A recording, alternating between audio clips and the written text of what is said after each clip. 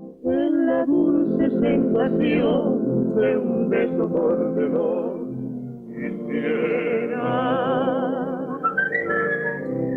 amorcito corazón, decirte mi pasión por ti.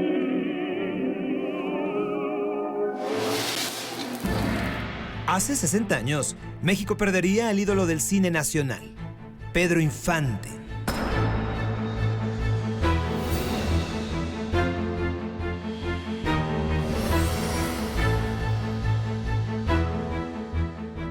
Su cuerpo quedaría reducido a 88 centímetros en medio de las llamas, y alrededor de su muerte se tejerían misterios sin resolver.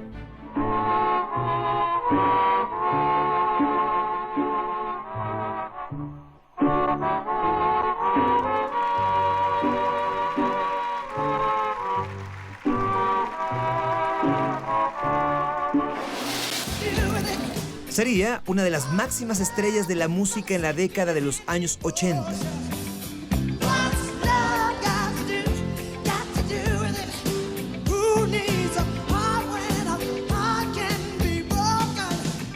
Pero debajo del escenario, para Tina Turner, la historia era distinta.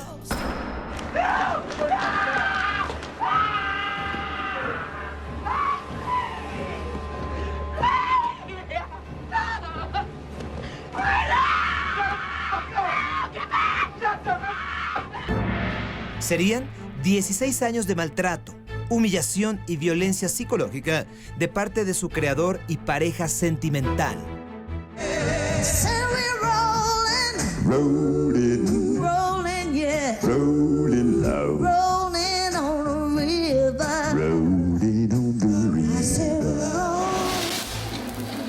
En 2004, dirigiría la que dicen ha sido la versión más violenta de La Pasión de Cristo jamás filmada.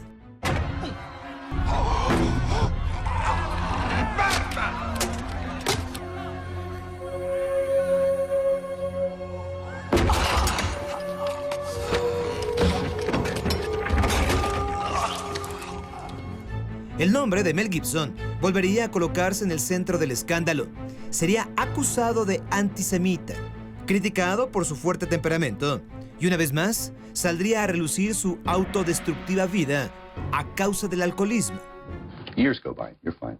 And then all of a sudden, in a heartbeat, in an instant, on an impulse, somebody shoves a glass of mezcal in front of your nose and says... Cuando los reflectores se encienden, ellos muestran su mejor cara al público. Son reconocidos, aclamados, exitosos. Sin embargo, cuando estos se apagan, no son más que seres humanos, presas de sus pasiones, adicciones, relaciones destructivas y placeres ocultos. Este es el oscuro paseo de la fama de Tina Turner, Mel Gibson y Pedro Infante a 60 años de su muerte.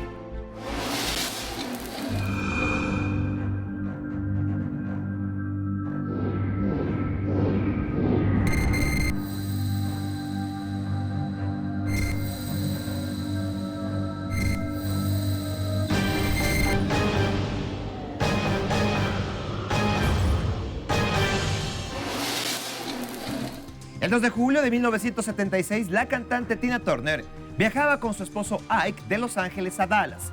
A bordo del avión se iniciaría una discusión que continuaría con golpes de ambas partes en el asiento trasero de la limusina que los transportó al hotel.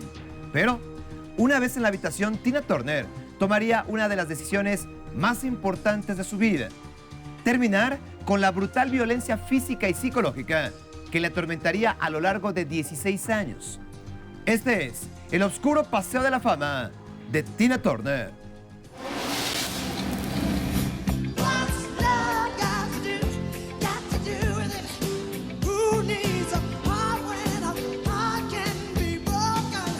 Anna Mae Bullock, mejor conocida como Tina Turner, llamaría la atención por su voz, siendo una niña que integraba el coro de la iglesia de su ciudad. Sin embargo, en la adolescencia trabajaría como empleada doméstica, cuando todavía no imaginaba que sería una estrella y mucho menos esperaba el infierno que viviría al lado de un hombre llamado Ike Turner, considerado uno de los pioneros del rock and roll y rhythm and blues.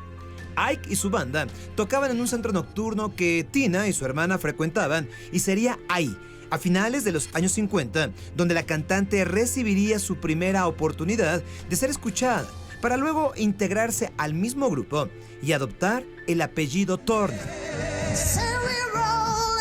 Rolling, rolling, yeah. Rolling low. Rolling on the river. Rolling on the river. Tina Turner tenía 18 años cuando el éxito llegó a su vida gracias a su talento para cantar y su manera de conducirse en el escenario. Y a la misma edad se embarazaría de Raymond Hill, saxofonista del grupo que le abandonaría a su suerte junto a su hijo Craig. Tina entonces vería como única posibilidad de sobrevivir aceptar el ofrecimiento de Ike para vivir en su casa, y aunque en un principio solo había amistad entre ellos, terminarían por enamorarse y casarse, luego de traer al mundo a Ronald, el único hijo de la pareja. Años después se sabría que Tina estuvo embarazada de Ike por segunda ocasión en 1968, pero mantendría el secreto para decidir no tener al bebé, tras enterarse que su amiga, Anna Thomas, esperaba un hijo de Ike, producto de sus repetidas infidelidades. A pesar de esto, Tina y Ike continuarían juntos, siempre mostrando su amor ante las cámaras, presumiendo ser una pareja feliz. Sin embargo, solo su círculo más cercano sabría del calvario que la cantante vivía al lado de este hombre, adicto a las drogas, que utilizaba la violencia para mantenerla bajo control. I ain't hear you. I ain't hear you. What you say? I said, I mean, not exactly, you know. I mean, but you do have your own style. Wrong style, what's wrong? I promise you wouldn't. You with me, please. What you want? A inicios de la década de los 70, la popularidad de Ike and Tina Turner, nombre que Ike decidió para el grupo, disminuiría.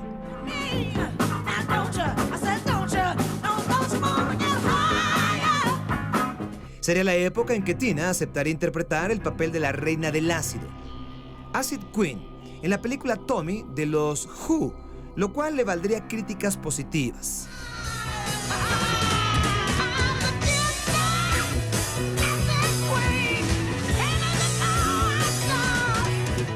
Cuentan que durante el rodaje en Londres, a donde Tina llegaría sola, sin su esposo, parecía la persona más feliz del mundo, pues su gran sueño había sido llegar al mundo del cine. And I looked out and saw all those people singing along, singing every song of mine. You can't imagine what it's been like to see 65,000 people hands swaying, and certain songs, they're singing the whole song with me. That's the part that's been rewarding, Rona. It's like, how can I say, at this stage of my life, I know I did it. My dream came true.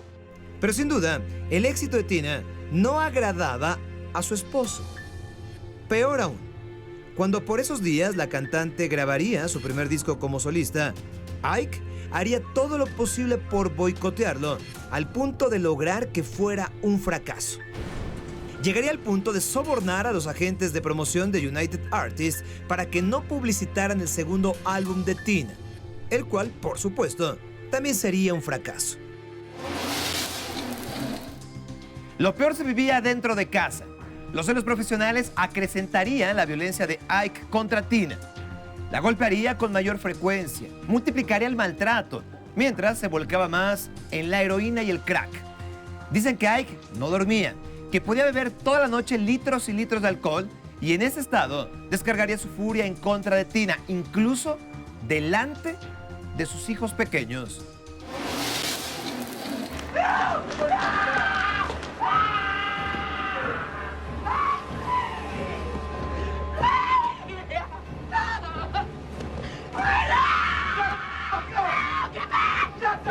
Entre otros episodios similares, en una ocasión Ike obligaría a Tina a comerse un pastel entero cuando ella le había dicho que no tenía hambre, solo para demostrarle quién tenía el control en la relación. Hey, no, leave her alone, Ike.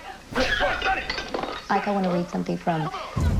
Ike, además, le acusaría de ser mala madre por dedicarse a trabajar, mientras ella revelaba que su esposo no cumplía con la manutención de sus hijos. La cantante ha reconocido que su fe en el budismo le ayudaría a soportar los momentos difíciles, aunque no niega que en una ocasión intentaría quitarse la vida.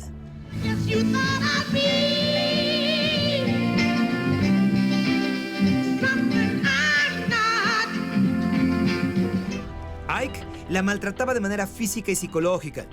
Cabe decir que Tina tendría que operarse el tabique nasal debido a los golpes de su esposo, y no serían pocas las ocasiones en que subiría al escenario con el labio roto o tendría que maquillarse para cubrir las lesiones.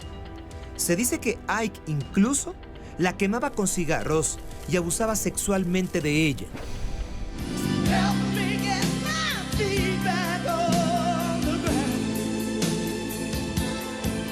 En junio de 1976, Ike y Tina viajaban en avión a Dallas. En el aire comenzó la discusión. Según se sabe, porque Tina se negó a asistir a Ike con las hemorragias nasales que en ese momento tenía producto de su adicción a la cocaína. Una vez en tierra, el pleito continuó dentro de una limusina. Según dicen, Tina se negaría a comer un chocolate que le ofrecería Ike para no ensuciar su traje. Y al sentir el primer golpe de su esposo, ella, como nunca antes lo había hecho, le respondería de la misma manera, con golpes y mordidas. Una vez en el hotel, la cantante esperaría a que Ike durmiera. Se cambiaría de ropa, se pondría unos lentes oscuros para disimular las heridas y saldría de la habitación en silencio. En silencio, para nunca más volver a su lado.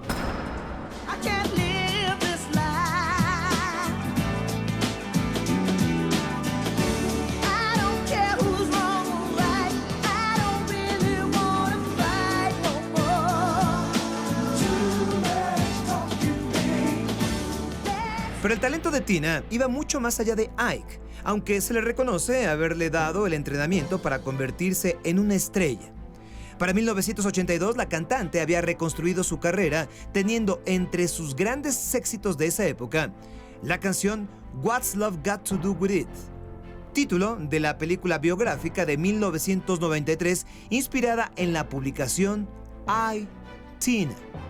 En español, Yo, Tina, que en 1986 lanzaría Tina Turner para contar su verdad al mundo.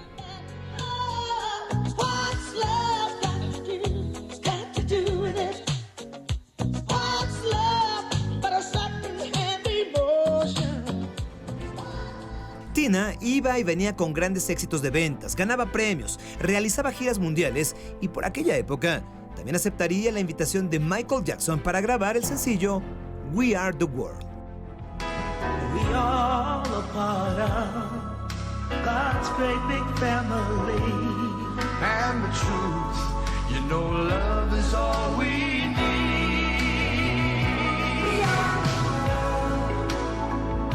We are the children.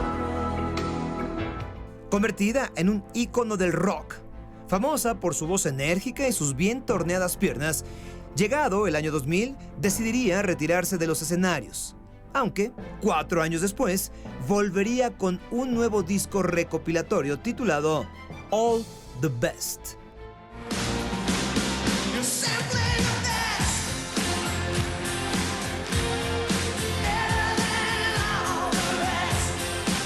Más tarde, Tina Turner realizaría una gira celebrando 50 años en la música. La misma Tina, de poderosa voz que desbordaba energía en el escenario. Sin embargo, a sus 70 años, anunciaría su retiro definitivo del medio artístico. Hoy, Tina Turner es una mujer plena, que ha perdonado al hombre que le dio las más grandes amarguras. El mismo que el 12 de diciembre de 2007 fue encontrado muerto en el interior de su casa a causa de una sobredosis de drogas. Al respecto, Tina no emitiría comentario alguno. La cantante vive feliz en Suiza con Erwin Bach, productor musical alemán a quien conocería en 1985, y luego de 27 años de relación, se casaría.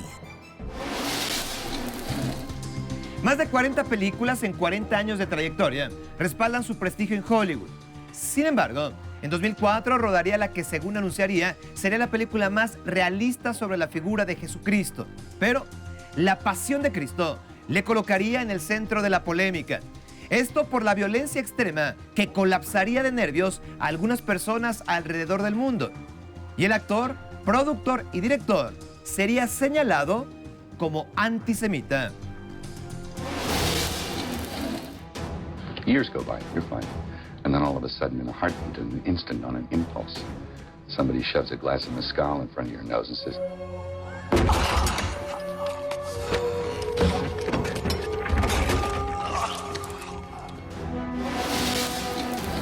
Al regresar, Mel Gibson en el oscuro Paseo de la Fama. 10 años atrás, Mel Gibson era considerado uno de los hombres más conflictivos para la industria que conocemos como Hollywood. Era señalado como sexista, racista y violento. Adjetivos que mancharían su importante trayectoria. Aunado a esto, su problema con el alcohol que le llevaría a enfrentar a la justicia y, más grave aún, a destruir un matrimonio de más de 20 años que le daría 7 hijos.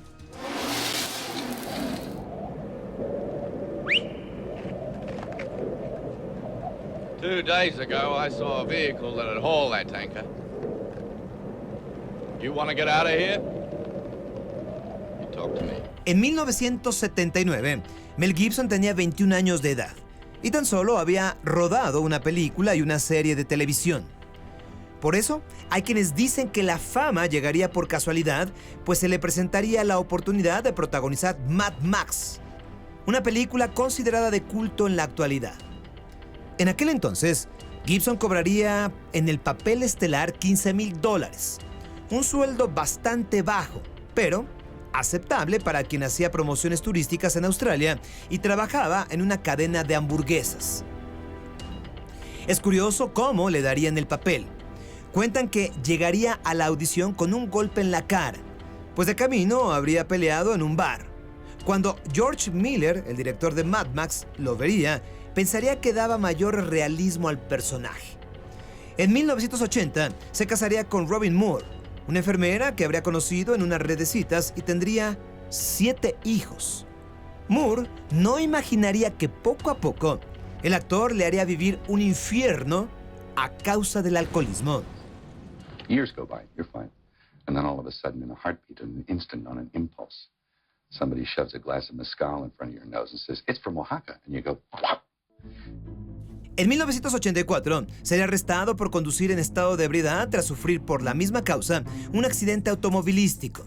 Sin embargo, fuera de su entorno familiar, nadie sospechaba de su enfermedad, pues siempre se mostraría como un profesional en su trabajo.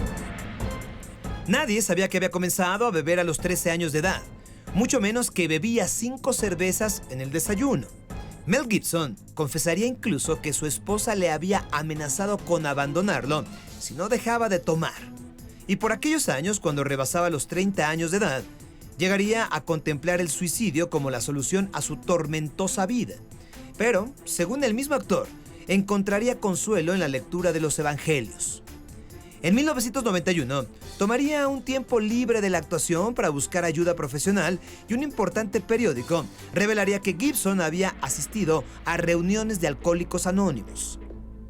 Tras esto, regresaría a los sets de filmación y en 1993 estrenaría como director y protagonista la película El hombre sin rostro.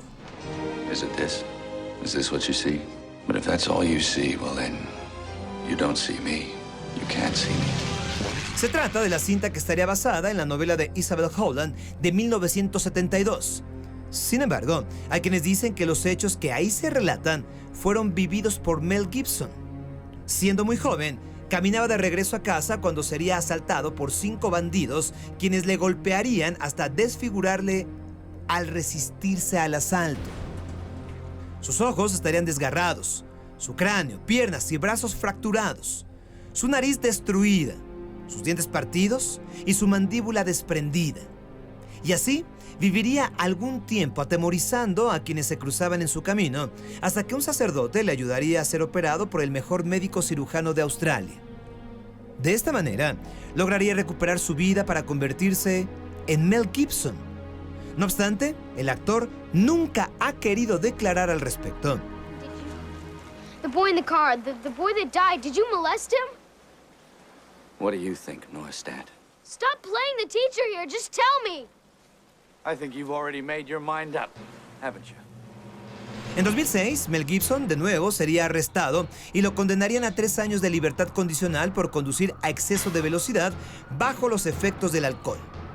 La policía encontraría dentro de su automóvil envases abiertos de bebidas embriagantes, lo cual es ilegal en gran parte de Estados Unidos, y sería obligado a asistir a un programa de delincuentes, multado con $1,300, y la licencia de conducir le sería restringida por 30 días. Pero el error que le costaría el repudio público sería que al momento de ser detenido, aún en su estado inconsciente, se atrevería a lanzar insultos a la autoridad, afirmando que la comunidad judía era culpable de las guerras en el mundo.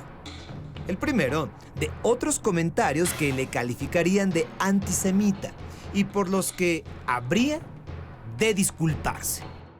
In sobriety, sitting here in front of you, national television, that I don't believe that Jews are responsible for all the wars in the world. I mean, that's an outrageous, drunken statement. En 2004, Mel Gibson sería de nuevo el centro del escándalo mundial. La Pasión de Cristo, cinta dirigida por el actor, sería blanco de fuertes críticas.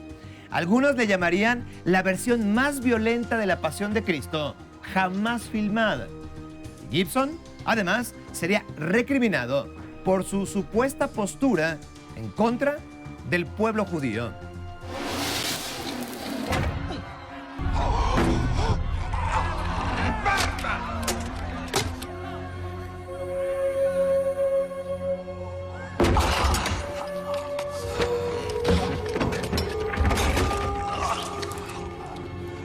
Por un lado, destacaría su violencia extrema.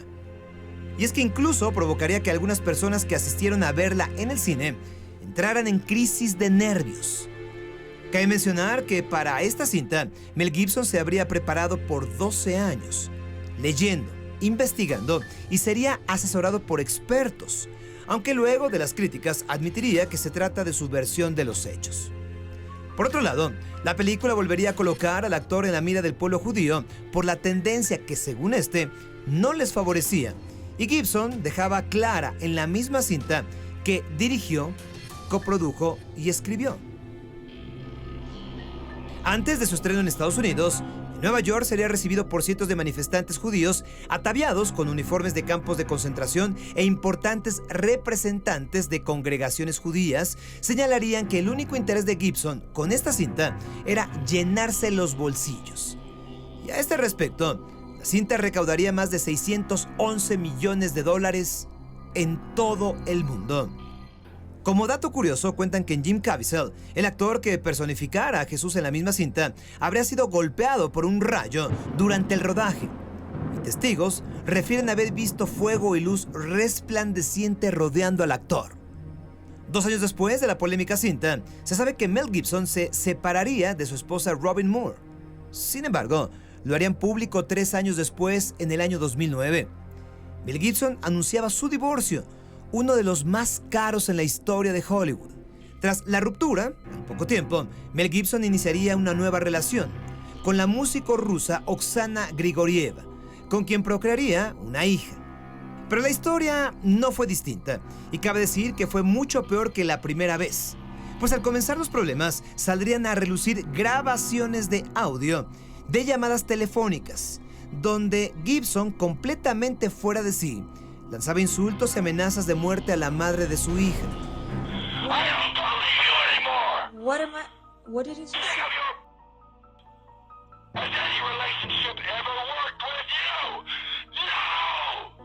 Listen to me. You don't love me because somebody who loves does not behave this way. Hang on a second. One second. 1 second, please. Tras esto, Gibson aceptaría incluso haber golpeado a su mujer, y se descubriría que sufría trastorno bipolar, por el que se encontraba bajo tratamiento médico. Lo anterior sería reforzado por las acusaciones de parte de una mujer de 78 años, Teddy Joy Hicks Gibson, madrastra del actor, quien se diría aterrorizada al punto de interponer una demanda en su contra con una orden de alejamiento por haber recibido amenazas de su parte, insultos e incluso afirmaría que se atrevió a escupir. Por años, nadie en Hollywood habría querido relacionarse con él, al punto de que su agencia de representación le expulsaría de su lista de clientes. Su temperamento se sobreponía a aquella imagen de sus inicios en el cine, como uno de los hombres más atractivos de la pantalla y director aclamado.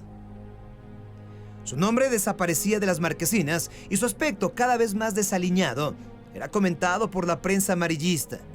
Mel Gibson atravesaría por un periodo en que actuaría en filmes que ya han sido olvidados, hasta su aparición en la tercera parte de Los Indestructibles, al lado de Sylvester Stallone, lo que le volvería a dar exposición. What do you say? Mix it up. Either you snapping my spine or me snapping yours. You know, make it snappy. He thinks I'm joking. I'm not joking. You should see me when I'm angry. You'd be very impressed. And very dead. En enero pasado, el actor de 61 años se convertiría en papá por 9ª ocasión, luego de casarse con la guionista Rosalind Rose, de 26 años, y resucitaría su éxito al dirigir la película Hacksaw Ridge, que recibiría 6 candidaturas al premio Oscar, incluyendo Mejor Película. Pedro Infante murió en un terrible accidente. Esto gritaban los voceadores aquel 15 de abril de 1957, el día en que el pueblo de México diría adiós al ídolo, y entonces nacería la leyenda que, a 60 años, continúa manteniendo vivos los mitos alrededor de su repentina muerte, pues muchos aún se atreven a asegurar que Pedro Infante no murió en ese trágico accidente. En la dulce sensación de un beso mordedor quisiera.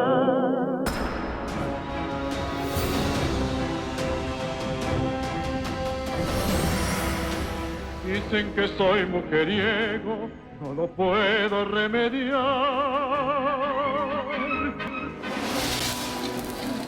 Al regresar, Pedro Infante, en el oscuro Paseo de la Fama. Fue un lunes cuando México se paralizó con el dolor de la pérdida del más grande ídolo que ha dado el cine nacional. Fue una tragedia. Hace 60 años, el llamado ídolo de Guamúchil moriría al desplomarse la avioneta en que viajaba, y su cuerpo quedaría destrozado, irreconocible. Es Pedro Infante, en el oscuro Paseo de la Fama. Pedro habría heredado el gusto por la música de su padre, Delfino Infante, maestro de música que tocaba varios instrumentos en diferentes bandas de Sinaloa, y como él, el ídolo de Guamúchil. No terminaría la primaria, pero a los 16 años de edad ya había conformado su propia orquesta, con la que actuaba en los cabarets de la ciudad.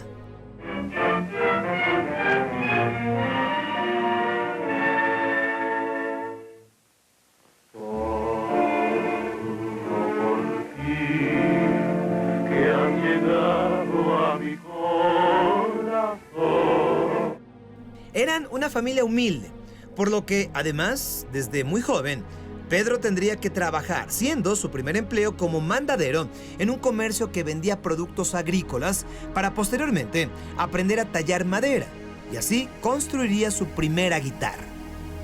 Te vi sin que me vieras, te hablé sin que me oyeras, y toda mi amargura se ahogó dentro de mí. Pedro tenía tan solo 17 años cuando su romance con Guadalupe López, su primera novia, traería como consecuencia una niña llamada como su madre. Sin embargo, se sabría de esta relación cuando Pedro ya estaba muerto. Posterior a esto, y conocido por todos, Pedro Infante se casaría con María Luisa León, quien fuera su única esposa legítima, y juntos adoptarían a la sobrina del ídolo, Dora Luisa, quien por cierto moriría con solo 23 años en un accidente automovilístico, embarazada de 6 meses. Dicen que soy mujeriego, no lo puedo remediar, por eso sufro y reniego, aquí no voy a negar. 10 años estaría al lado de María Luisa y sería ella quien le motivaría a iniciar una carrera como cantante. Luego del éxito obtenido en radiodifusoras locales, María Luisa alentaría a Pedro a trasladarse a vivir a la Ciudad de México. Y para 1938 ya se presentaba en teatros y realizaba su primera grabación musical titulada El Soldado Raso. Me voy de soldado raso, voy a ingresar a las filas.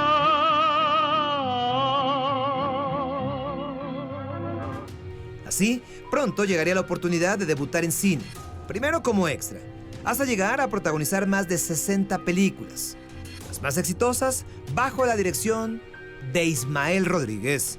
Lo sé bien, me hice soldado para borrar la traición de mi padre, que está con los enemigos de México. Años después, el mismo Ismael Rodríguez le invitaría a estelarizar el drama Cuando lloran los valientes, en el que conocería a la actriz Blanca Estela Pavón, con quien haría una de las parejas más emblemáticas del cine mexicano. Trajiste fresas. ¿No era lo que querías? ¿Y eso fue lo que se te antojó? Pues sí, pero ya se me pasó el antojo. Ahora quiero pepino. Pues ahora se las come. Ándale, abra la muchacha. No, Pepe, no. ¿Cómo de que no? Ábrala, ándale. ¿Cómo de que no? Sería en esta cinta, Ustedes los ricos, que Pedro realizaría una escena que pasaría a la historia. La muerte del torito, cuyo cuerpecito calcinado Pepe el Toro tomaría en sus brazos. Y según el director Ismael Rodríguez, Pedro no podría contener las lágrimas en la vida real.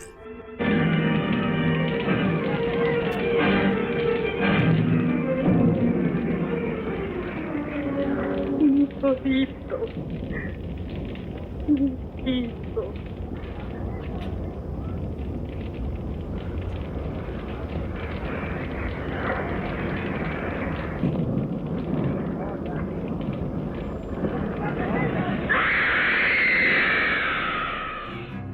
Mientras tanto, en su vida privada, conocido por todos, es el gran amor que Pedro tuvo por María Luisa León, con quien rompería por sus continuas infidelidades. Sin embargo, nunca le daría el divorcio. Pero esto no sería impedimento para Pedro, pues tras la ruptura iniciaría una relación con la actriz y bailarina Lupita Torrentera. Lupita Torrentera tenía 14 años de edad, mientras Pedro Infante rebasaba los 30 años. Y es que mucho se habla del gusto que el cantante y actor tenía por las jovencitas, que, sin pensarlo, caían rendidas a los pies del hombre alegre, atractivo y seductor, atributos con los que también conquistaría la pantalla grande. Lupita Torrentera se iría a vivir con Pedro Infante sin saber que aún estaba casado con María Luisa León, por lo que al enterarse su madre, intentaría quemar su casa. Ay, cuánto quiero a mi Lupe y no la puedo olvidar.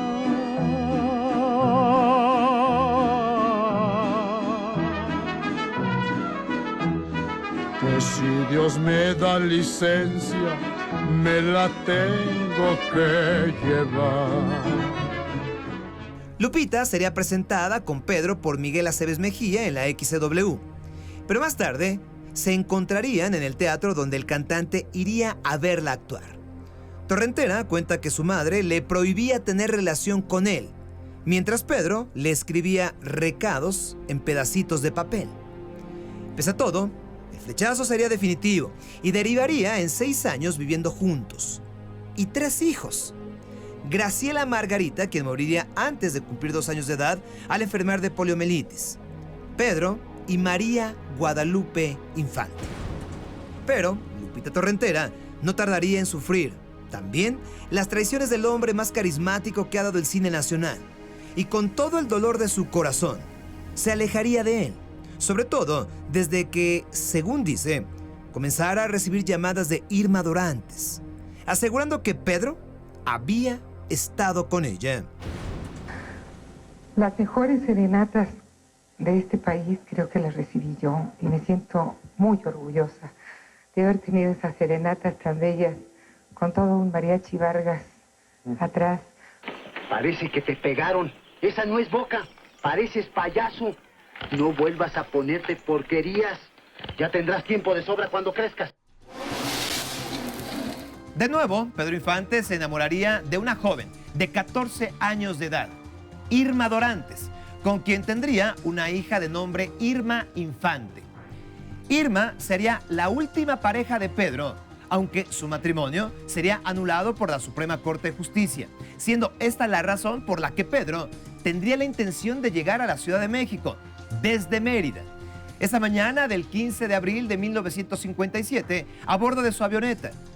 Un viaje donde se encontraría con la muerte. No lo adverten, condenada. ¡Ay, Dios! ¡Qué genio tan disparejo! ¿No quieres un platanito? ¿Diablo? ¿Que no oyes? Mira, si curé a tu padre no te va a curar a ti. Bueno, pues el primero que sacamos fue Pedro Infante. Fernando Vales, ¿quiere usted hacer el favor de decirnos, ¿es realmente cierto que nuestro querido Pedro Infante ha fallecido? Lamentablemente, sí es cierto.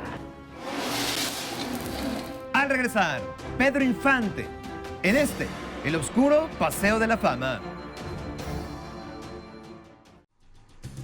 Cuentan que la noche anterior a su muerte, estamos hablando del 14 de abril de 1957, Pedro Infante cantaba con amigos La vida no vale nada, de José Alfredo Jiménez. Todo estaba listo. Al siguiente día, se encontraría en el aeropuerto con el capitán Víctor Manuel Vidal y con el mecánico Marcial Bautista. Los tres subirían a la nave y Pedro tomaría el lugar del copiloto.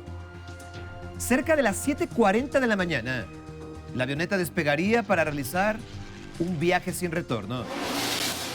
No lo adverten, condenada. ¡Ay, Dios! ¡Qué genio tan disparejo! ¿No quieres un platanito? ¿Diablo? ¿Que no oyes? Mira, si curé a tu padre no te va a curar a ti. En 1953, Pedro Infante se casaría con Irma Dorantes. Sin embargo, al seguir casado con María Luisa León, su matrimonio con Dorantes sería anulado. Y el día 9 de abril de 1957, la Suprema Corte de la Nación ratificaría como nulo su matrimonio, originando un gran escándalo. Pedro, quien se encontraba en Mérida, decidiría entonces regresar a la Ciudad de México para arreglar la situación. Por eso subiría a la avioneta el 15 de abril y, aprovechando el viaje, cargaría esta con 9 toneladas de pescado, pensando en que se aproximaba la Semana Santa. Menos así, sería registrado por el actor. Según testigos, en el despegue de la avioneta sería evidente que esta no alcanzaría la altura ni la velocidad que requería. Y ante esto se diría que la tripulación arrojaría al vacío parte de la carga con el fin de aligerar el peso. Momentos después, la aeronave se desplomaría sobre el patio de una casa humilde en Mérida y estallaba al impactarse en tierra. Bueno, pues el primero que sacamos fue Pedro Infante. Fernando Vales, ¿quiere usted hacer el favor de decirnos, ¿es realmente cierto que nuestro querido Pedro Infante ha fallecido? Lamentablemente, sí es cierto. No vale nada la vida no vale nada. Varias casas fueron dañadas. Hubo personas lesionadas y 2 lugareños, una joven de 19 años y un niño, perecieron por encontrarse a unos metros del accidente. Dicen que el olor era insoportable, entre pescado, combustible y los cuerpos, porque Pedro y sus acompañantes estaban calcinados, destrozados, irreconocibles. Pedro Infante había muerto a los 39 años de edad, lo cual se confirmaba a las 11:15 de la mañana de ese trágico lunes. Desgraciadamente, XCMH Radio Mérida confirma en una forma oficial la muerte de nuestro querido actor Pedro Infante. Cuesta creer que el cuerpo de Pedro, ese hombre corpulento, fuerte, se hubiera reducido a 88 centímetros y que su identificación se hubiera logrado por una placa de metal que el actor llevaba en el cráneo y una esclava de oro con su nombre que se encontraría entre los restos. 1800 revoluciones. Prueba pasos. Paso alto. A la par de la fama en cine, llegaría a Pedro la afición por volar. El cantante era propietario de algunas avionetas y se haría socio de una empresa de transporte aéreo, en la que llegaría a ser piloto. Pero este pasatiempo le costaría 3 accidentes aéreos. El primero en 1948, cuando tenía certificado de vuelo, pero aún no poseía licencia, y se encontraba sobrevolando por Guasave, Sinaloa. La nave se estrellaría. Sin embargo, Pedro sufriría únicamente una herida que le dejaría marcado por el resto de sus días el mentón. El segundo accidente aéreo ocurriría un año después. Pedro regresaba de un balneario en Acapulco, Guerrero, acompañado por Lupita Torrentera, misma que relataría que desde un inicio el vuelo no fue tranquilo debido a la nubosidad que provocaría que se perdiera. Pedro creía estar sobre Cuernavaca cuando en realidad estaban sobrevolando Zitácuaro, Michoacán, y el combustible que habría cargado para llegar a la Ciudad de México ya se le había terminado. La nave entonces comenzaría a dar vueltas en un intento de Pedro por realizar un descenso controlado sobre un terreno aparentemente firme. Pero al caer, se darían cuenta que la tierra estaba floja, provocando que la avioneta quedara clavada, dando antes una voltereta. Pedro sería el más afectado, pues a raíz de este accidente tendría que colocarle una placa de platino en el cráneo, misma que, como he mencionado antes, ayudaría a ser reconocido el día del tercer accidente del que ya no sobrevivió. ¿Aún continúas volando tú, Pedro? Pues sí, todavía. ¿No escarmentaste? Bueno, volando hasta cierto punto. Traigo un capitán, copiloto y todo, nomás para no andar de pasajeros. ¿Y qué tal? ¿No llevas un avión también? Hay quienes creen que los percances sufridos por Pedro Infante antes de su fatal deceso serían un augurio de su muerte. En 1949, el destino le tendría una mala jugada a su pareja del cine, Blanca Estela Pavón. La actriz moriría en un vuelo comercial y las declaraciones de Pedro Infante tras esta pérdida cobrarían relevancia tiempo después. Una mula en la milpita se ha venido a retosar. No hay cuidado, la burrita no se puede ya espantar. Como siempre andan juntitas, ya se supo acostumbrar.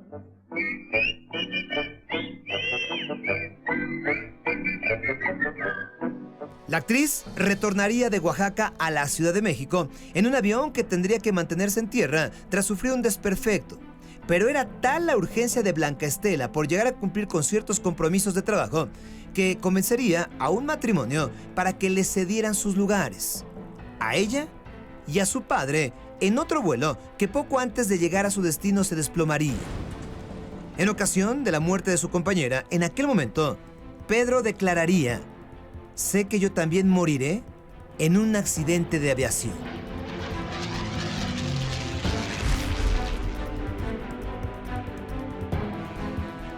Se diría incluso que años atrás una gitana habría predicho que Pedro Infante terminaría sus días rodeado de una gran bola de fuego.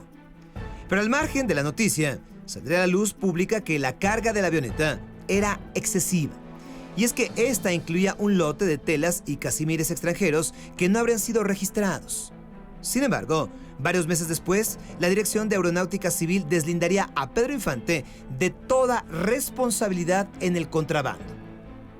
Y es que las causas del accidente nunca lograrían comprobarse de manera oficial. Así como algunos lo atribuirían al exceso de peso, otras versiones apuntarían a fallas en los motores.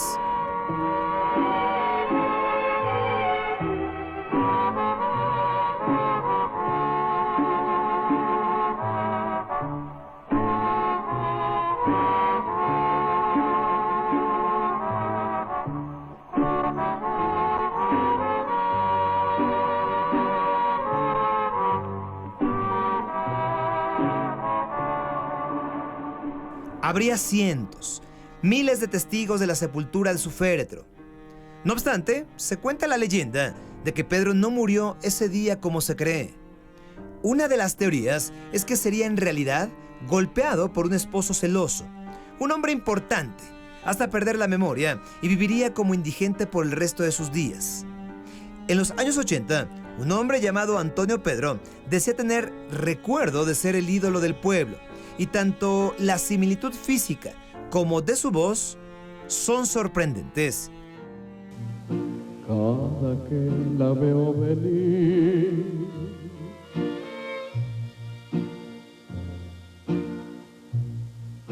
se agacha y se va de lado, querido amigo. Se cuenta también que Pedro Infante sufría depresión, que tenía diabetes y estaba perdiendo la vista. Se ha dicho además que su espíritu ronda la casa donde viviera en Mérida e incluso en los estudios Churubusco en la Ciudad de México. Dicen escuchar su canto. Pedro Infante no murió, eso es cierto. El ídolo de Guamúchil, el Mil Amores, Pepe el Toro, continúa vivo en el corazón del pueblo que le amó. Y a 60 años de su trágica despedida, mantiene intacto su legado. Soy Sergio Sepúlveda y este fue el obscuro Paseo de la Fama.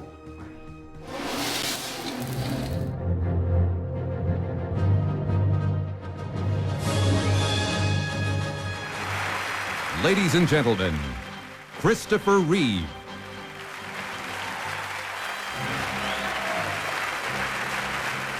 And I'm glad I did, because I wouldn't have missed this kind of welcome for the world. Thank you. Would you know my name if I saw you in heaven? His mother was hysterical. She was hardly able to make sense. But she said he was dead. I'll stand by you. Won't let nobody hurt you. This was literally the first thing in my life that I was passionate about, that I enjoyed.